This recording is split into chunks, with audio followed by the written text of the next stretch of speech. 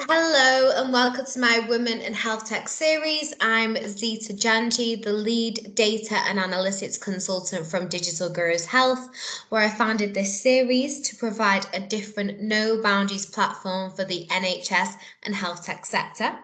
So today I'm joined by a key woman in digital who's set up a lot of key digital products that supported the nation during the pandemic. But before we get into the questions, Pip, can you please introduce yourself?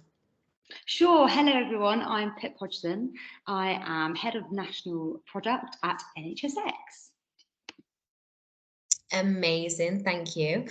And you've had a very interesting journey from an A&E nurse, which you still managed to do, and now you, like you just said, head of national digital products for NHSX. Could you go into more detail about how you actually got into digital? Yeah, everyone asks me this. How did you do the transition? And I have to confess, I didn't choose it. It chose me. And when I was nursing, I was part of the Agenda for Change movement back in 2012, where there weren't that many vacancies for nurses. And at the time, I was kind of like, okay, well, maybe I'll look to do some other things. I got into a role with my local commissioner, CCG, to look at how I could provide my digital experience, consumer experience to the commissioning group at the time.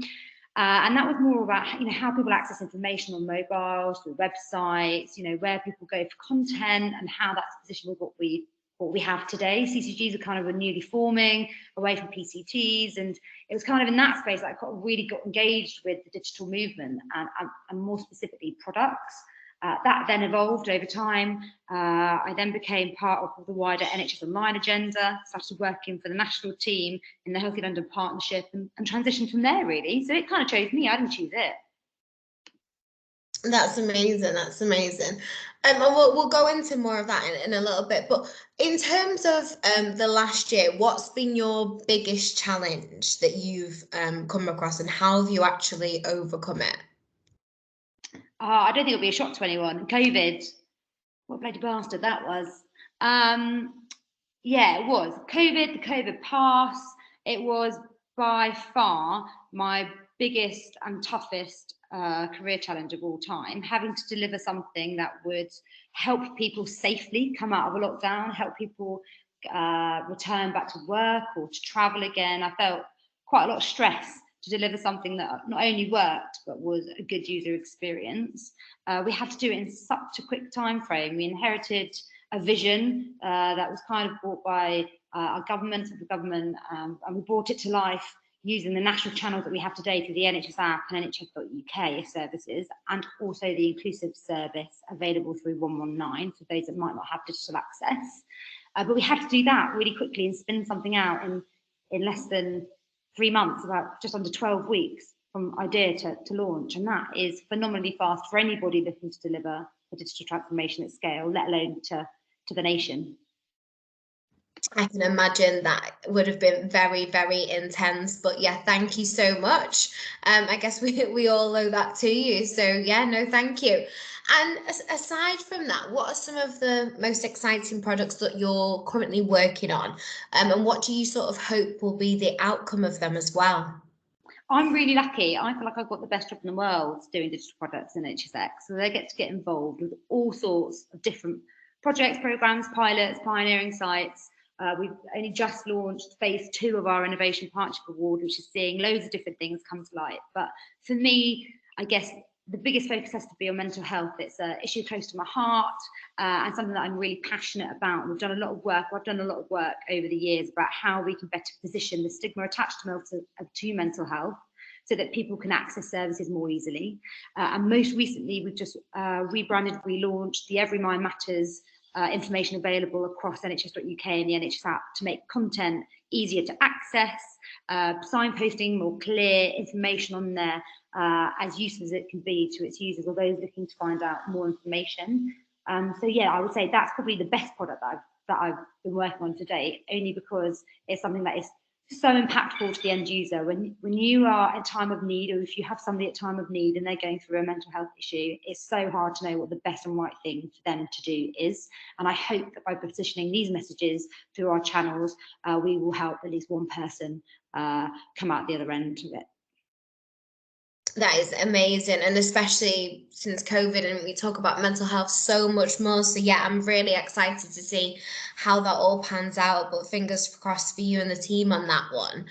And you've obviously worked in digital for a long time, and you've seen it in two different stages at your career. And what do you personally think is the biggest opportunity for the NHS when it comes to digital? So I think the biggest has to be data, learning, improving, iterating how people access our services. Data is king. How people come to it, what they're prepared to give us, where they start their journey, for example, what they do when they're in our sites, like that ultimately will just help us to iterate our products and to offer a service that is of value. But I think we're really lucky in the NHS to have a really trusted brand.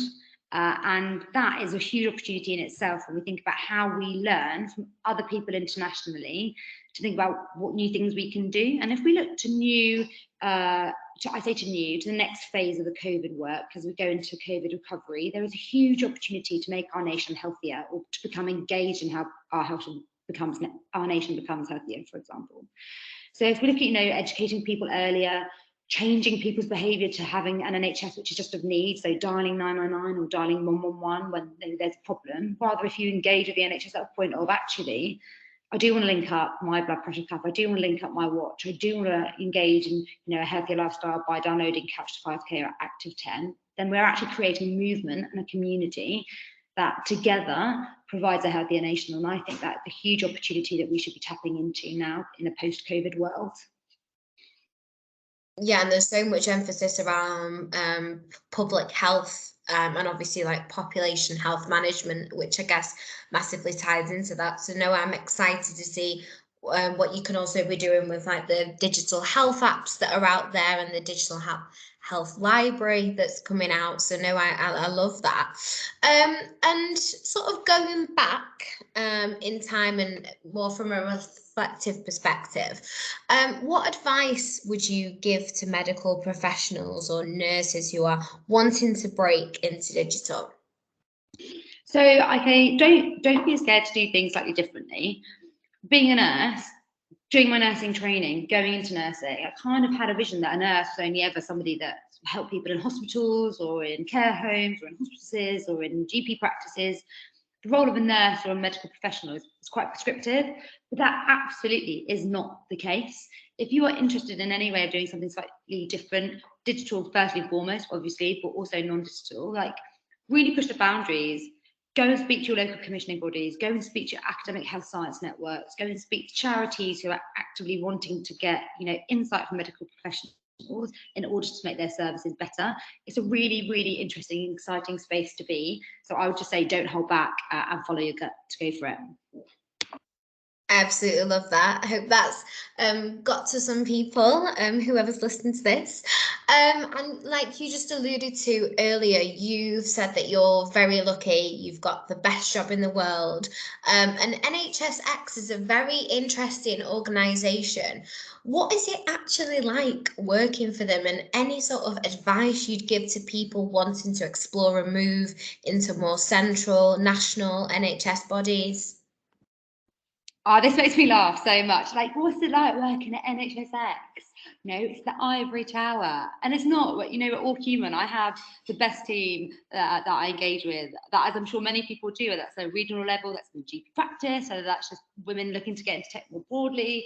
I think the best thing about NHSX and working at a national level is that you have a really big ambition to change things for people, and that you get to influence and make those changes through digital transformation and the programs of work that we do. I think we only need to look at things like providing technology to people remotely to be able to manage them through COVID, to think of the scale and the breadth of the work that we do. But I am really passionate more so about being able to educate and increase awareness how people do things differently, the blueprints that are coming out of the work that we're doing, how we get to share the knowledge of what we're doing. I've ultimately failed a lot of times in the work that I do, whether it's been to deliver a digital product, or whether it's building a new website, they haven't always gone to plan, and there is beauty in that. So I love what I do because it gives me influence and it gives me ability to get on and do some things, but also because it means that I get to work with various stakeholders, key stakeholders, people at local levels, and with pioneering sites to do some really good stuff. Yeah, that is amazing, amazing. So great insight into that. And you've obviously said it's very exciting, and I love how passionate you are when discussing your work. But if you had to sort of pinpoint, what are the things that you enjoy most about your job? What do I love most about my job? I love the people I work with and the passion that they bring every day. No matter how pressurized the environment will be, they're still willing to have a laugh, and I love that. I love how ambitious they are. Sometimes people say, "Oh, you can't do that. It requires a really strong integration pattern." It's like, okay, well, let's figure out how we get around it. I love the fact they're willing to problem solve. And thirdly, I love the fact that they support each other. And actually, we might get it wrong, but we are only one team. And I think those cultures and the way of working that breeds is something that is to be really treasured, and more people should work in that way. I love that. I love that. I'm just going to let you know now, Pip, that a lot of people are going to be messaging you because you sound like you are doing a hell of a lot of things right when it comes to team setup and everything. So just making you aware that that's going to be... Do it. But yeah, thank you so much for your time on this. I'm really excited to get this out, and yeah, I hope everybody's taken some notes because Pippi is a great person to learn off when it comes to digital as well. So I'm really excited to see about all the products that you're going to be bringing out end of this year, next year as well. So thank you so much. Thank you for having me. I loved it, and please get in touch anybody that wants to know more. Amazing. Thanks, everyone.